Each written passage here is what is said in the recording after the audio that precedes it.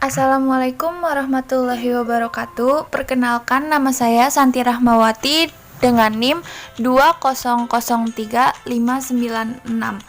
dari Prodi Pendidikan Ekonomi Universitas Pendidikan Indonesia. Video ini dibuat untuk memenuhi tugas pendidikan Pancasila dengan dosen pengampu Bapak Supriyono SPD MPD. Dalam video kali ini saya akan membahas tentang dinamika dan tantangan Pancasila sebagai ideologi negara.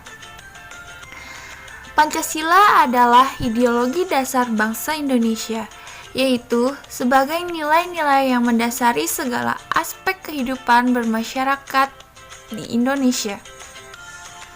Sementara dinamika itu sendiri adalah gerak masyarakat secara terus-menerus yang menimbulkan perubahan dalam tatanan hidup masyarakat yang berbangsa dan bernegara.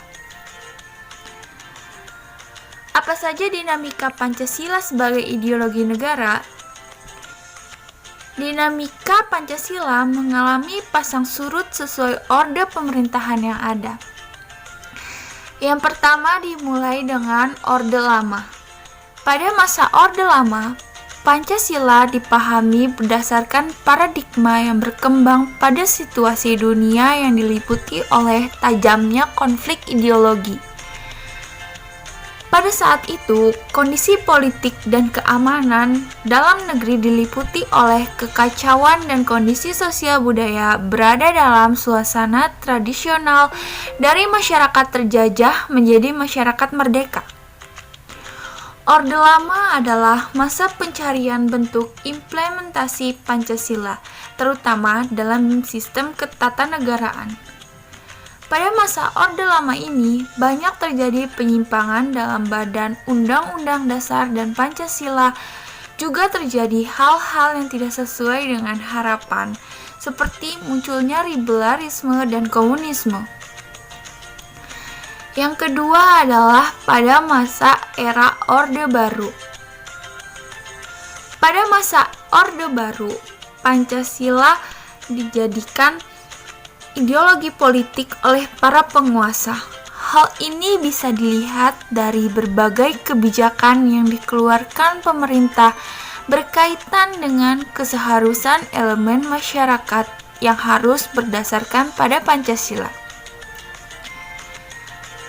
Pada Orde Baru, Pancasila harus diterima masyarakat melalui indoktrinasi dan pemaksaan dalam sistem pendidikan nasional yang membuat Pancasila erat dalam kehidupan bangsa.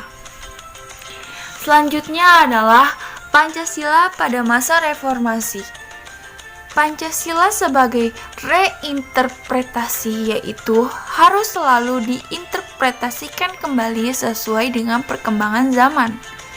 Berarti, dalam menginterpretasikannya harus relevan dan kontekstual dan harus sinkron atau sesuai dengan kenyataan pada zaman saat itu. Pada saat reformasi, penerapan Pancasila tidak lagi dihadapkan pada ancaman pemberontakan yang ingin menggantikan Pancasila dengan ideologi lain. Akan tetapi, lebih dihadapkan pada kondisi kehidupan masyarakat yang diwarnai oleh kehidupan serba bebas. Tantangan lain dalam penerapan Pancasila di era reformasi adalah menurunnya rasa persatuan dan kesatuan di antara sesama warga bangsa saat ini adalah yang ditandai dengan adanya konflik di beberapa daerah, tawuran antar pelajar, tindak kekerasan yang dijadikan sebagai alat untuk menyelesaikan permasalahan dan sebagainya. Peristiwa tersebut telah banyak menelan korban jiwa antar sesama warga bangsa dalam kehidupan masyarakat. Oleh karena itu, pentingnya Pancasila dijadikan sebagai ideologi negara adalah untuk memperlihatkan peran ideologi sebagai penuntun moral dalam kehidupan bermasyarakat, berbangsa, dan bernegara. Sehingga ancaman berupa penyalahgunaan narkoba, terorisme, dan korupsi dapat dicegah. Di samping itu, Pancasila sebagai ideologi negara pada hakikatnya mengandung dimensi realitas, idealitas, dan fleksibilitas yang memuat nilai-nilai dasar, cita-cita, dan keterbukaan. Dan salah satu cara untuk mengatasi tantangan dan dinamika Pancasila adalah yang pertama, memperkuat persaudaraan sesama suku bangsa Indonesia. Yang kedua, mengikat sikap rasa saling menghargai di kalangan masyarakat Indonesia, khususnya dalam menjalankan ibadah sesuai agama masing-masing. Yang ketiga, tidak mudah emosi atau tidak menyimpan dendam kepada orang lain, bersikap sopan santun dalam bertindak dan bertutur kata. Yang keempat adalah menumbuhkan sikap gotong royong dalam kehidupan bermasyarakat. Dan yang terakhir adalah menerima kenyataan bahwa Indonesia banyak sekali perbedaan, dan perbedaan menjadi fitrah bagi masyarakat untuk tetap bersatu dan gotong royong.